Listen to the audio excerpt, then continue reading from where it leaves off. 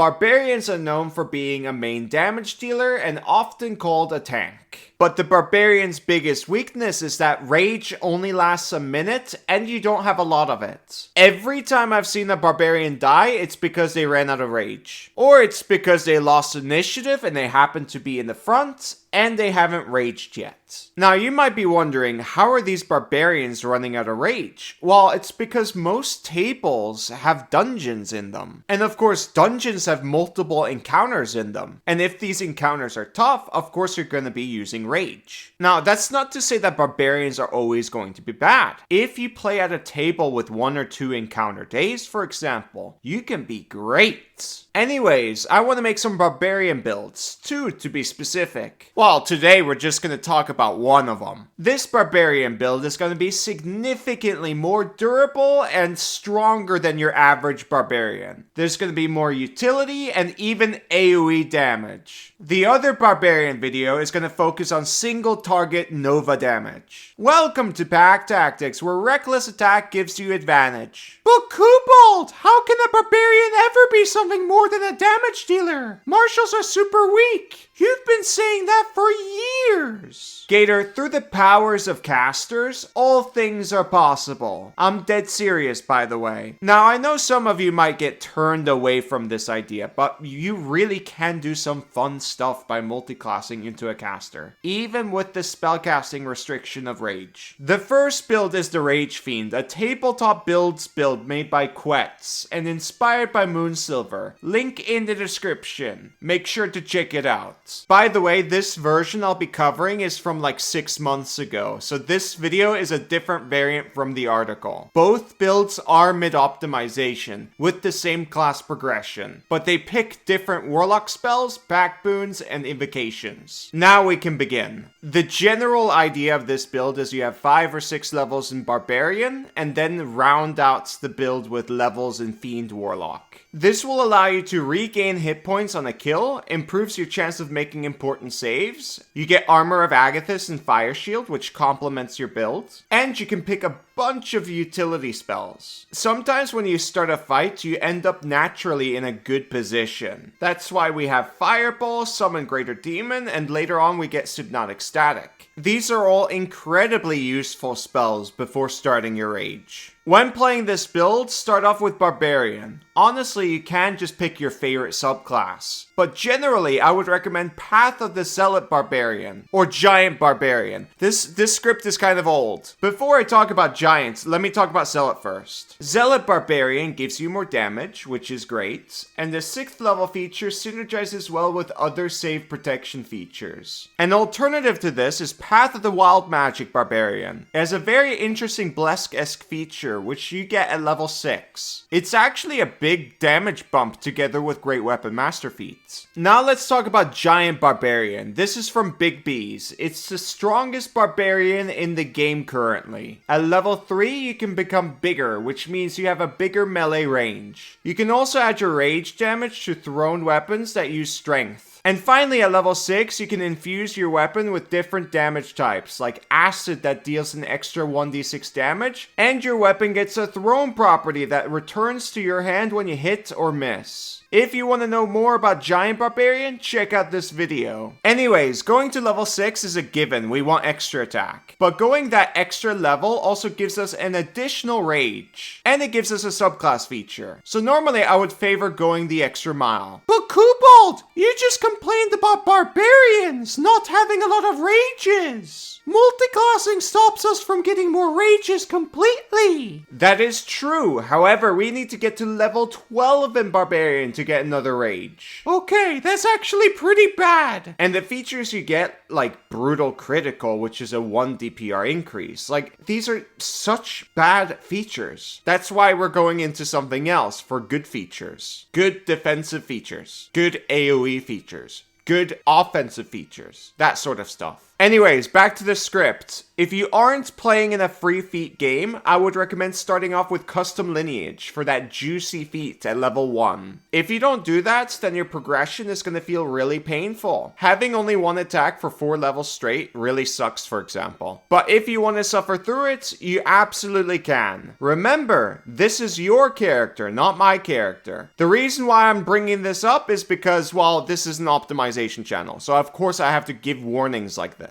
If you use point buy, follow this spread. We want our strength to be a 16, and we have to ensure we actually multi-class into Warlock. That means we need a 13 in Charisma. And then we got the leftovers, which goes into Dexterity and Constitution. The level 1 feat we pick up is Polar Master, because it increases our damage more than Great Weapon Master would at this point. At level 4, we pick up Great Weapon Master. By combining these with Rage and Reckless, we can start dishing out a ton of damage. The advantage from Reckless attack will make you hit a lot more often, even with the penalties from Great Weapon Master. Never underestimate advantage. Polar Master allows you to attack more, and it's got some additional bonuses that you'll use once in a while. And Rage allows you to survive. You know this. If you have days where there are more combats than Rage uses, play smart.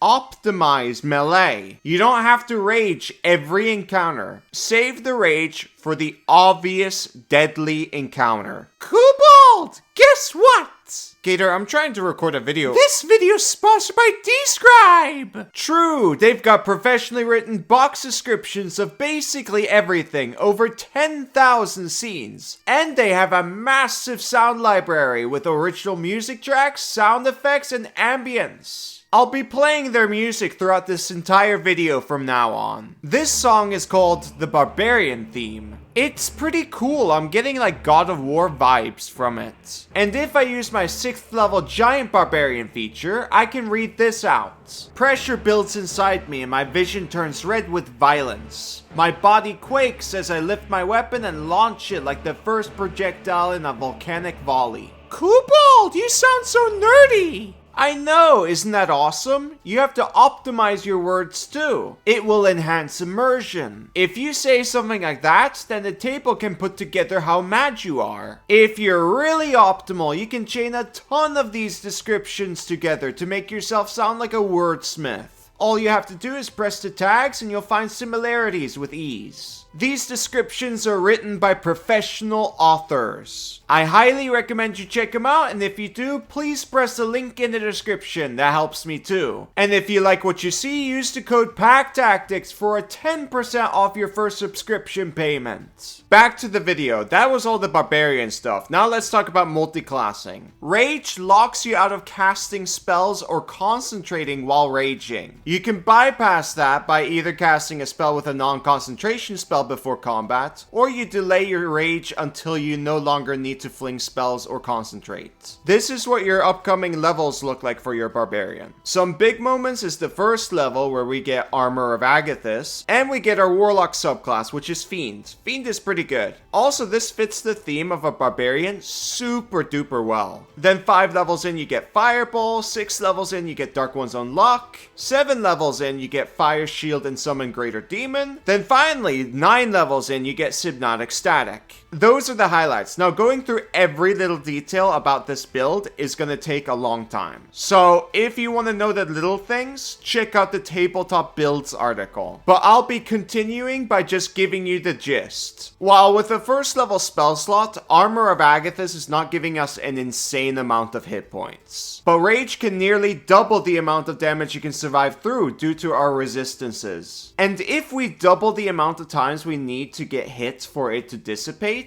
we also double the damage it deals. This is one of the many spells that doesn't require a high charisma score, and its offensive and defensive scaling is better than picking up Barbarian levels. If you cast it as a 2nd level spell, you get 10 temporary HP, and it does 10 cold damage instead of 5. So not only will it have more survivability, it also doubles your damage. It might even triple the survivability and damage damage due to your resistance. And as you progress, it keeps scaling up and up and up. Once you get a kill, which is probably after Agathis is gone, and if not, we can opt not to take them. But kills gives you temporary HP because of Dark One's blessing. These temp HP will also benefit us more than someone without resistances. They really are quite useful for a barbarian. Lastly, remember, and this is really important, especially for warlocks, you are a spellcaster. Create scrolls if you can. That can be Agathis scrolls. That gives you more resources. If you want a guide on that, check out this video. Level 2 Warlock, we get invocations. Some decent options are Devil's Sight and Fiendish Vigor for more temporary HP. At level 3, we pick a Pact Boon. For now, we pick up Pact of the Talisman, that's from Tashes by the way, and swap Fiendish Vigor with Rebuke of the Talisman. This will help us escape attacks that automatically grapple us on a hit, or fill in turns where we cannot use our Palm reaction. The creature is pushed 10 feet and takes PB psychic damage. The push itself gives us more opportunity to palm reaction more hopefully. We don't go Pact of the Blade because I am assuming you have a magical polearm at level 9. If you don't,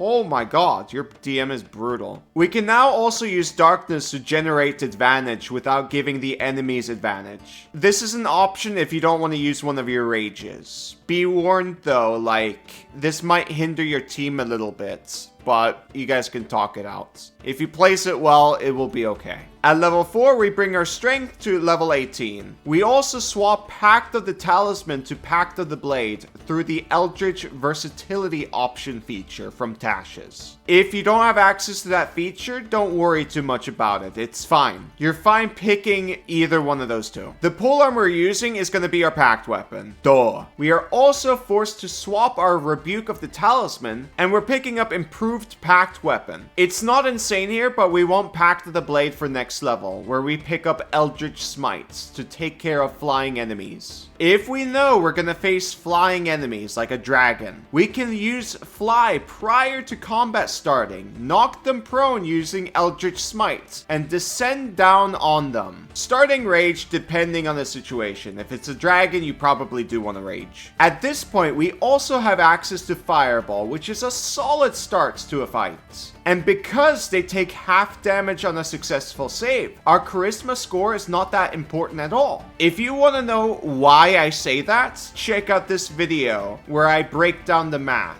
This single video will change the way you look at builds dramatically. And finally, we swap Devil's Sight to Tomb of Levistus. This is a situational defense for us. At level 6, we get Dark One's Own Luck, a once per rest D10 that we can add to an ability check or saving throw. This is pretty good on a Barbarian because our Wisdom save, for example, sucks. Our Charisma save sucks. Our Intelligence save sucks. Saves is your #1 weakness, and spells are getting really scary at this point.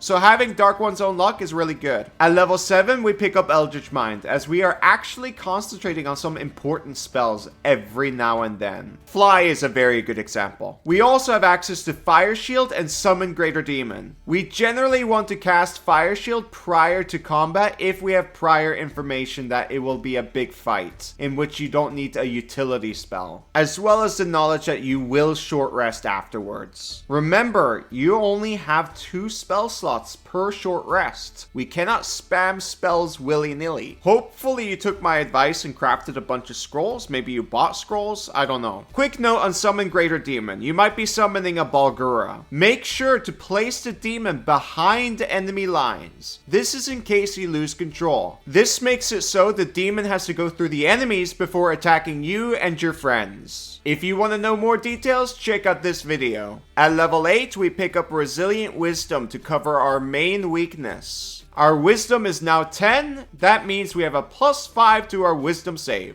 We also swap our Pact again back to Pact of the Talisman. We should be able to get multiple melee marshals up into the sky by now. That makes it so that Eldritch Smite is not that big of a deal anymore. We swap Improved Pact Weapon back to Rebuke of the Talisman, and swap Eldritch Smite to Protection of the Talisman for even more save protection. At level 9, I would say pick whatever you want. Whispers of the Grave Invocation is for utility. Let's pick that. We also also get this Hypnotic Static spell, which is a really good blast spell. At level 12, we get 20 strength. We also get another invocation. We pick up Bond of the Talisman. That's basically it. In your Warlock career, you also get a ton of other utility spells. Spells like Invisibility, Dispel Magic, Hunger of Hadar, Sickening Radiance, Teleportation Circle, Scrying, Scatter, and Force Cage. Maybe the idea of casting spells on the Barbarian is putting some of you off. If so, stay tuned for the second video. In that build, we're going to be less spicy, but we're going to aim for more single target damage. End the video. I hope you like this build. I also hope to earn your subscription and maybe your support on Patreon. Thank you very much for watching. Bye bye.